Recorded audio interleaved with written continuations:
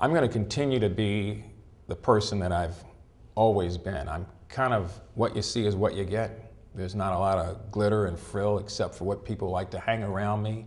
I just got a basic set of values. I was taught you work hard, you play by the rules, you love your country, you cherish your faith, you respect your elderly, and you do unto others as you would have them do unto you.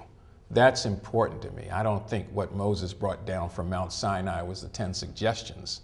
It was a blueprint for life. And I've tried throughout my course of public service to live by that. Now, some people will say, you know, it's a little hokey and that's kind of old-fashioned, but it serves me well. And let me tell you why.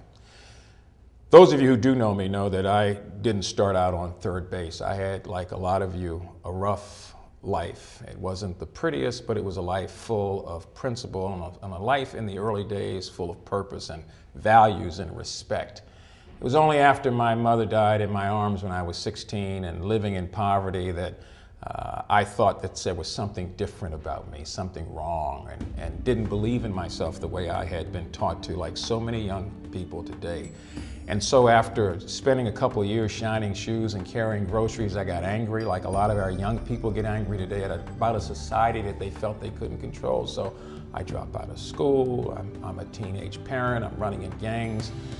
But what I've come to learn is that it's not how you start in life that counts, it's how you finish. And so because I came to understand myself differently and the lights went on when I was age 22, has always led me to believe that the lights will go on for a lot of people if we just take time to reach out to them. They're black, they're white, they're Latino, they're Asian. They live on the eastern shore and the western shore. They're all over our state, they're all around us. And at some point in time, if no one else makes an effort, government leaders ought to be at least saying we can make a difference and providing the way to do that. And a lot of you volunteer to do that, and a lot of you are doing it on your own. But let me tell you why it's important. I worked 2 jobs for 16 years to raise 5 kids. I have 6 sons, 5 of whom are adult. One is a teenager. I have 3 daughters-in-law. I've got 7 grandchildren.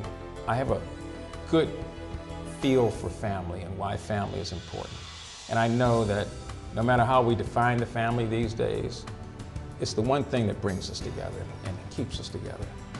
And I want families across this state to look at this election together and to ask themselves, how do we find a way, as different as we are with all of our different beliefs and values, to not focus so much on our differences.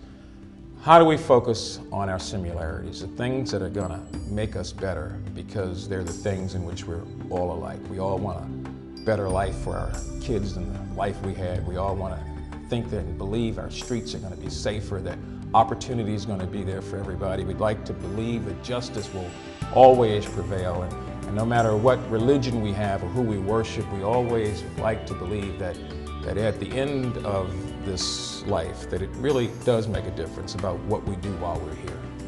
I need those of you to look at this election that way and to recognize this is a real opportunity to make a real statement about the future, about all of us, and about our state, by finding a way to send a real message to Washington that we need change, that government is broke, but it doesn't have to be that way, and that we can start today with this election to make a difference. Stand with me and stay with me.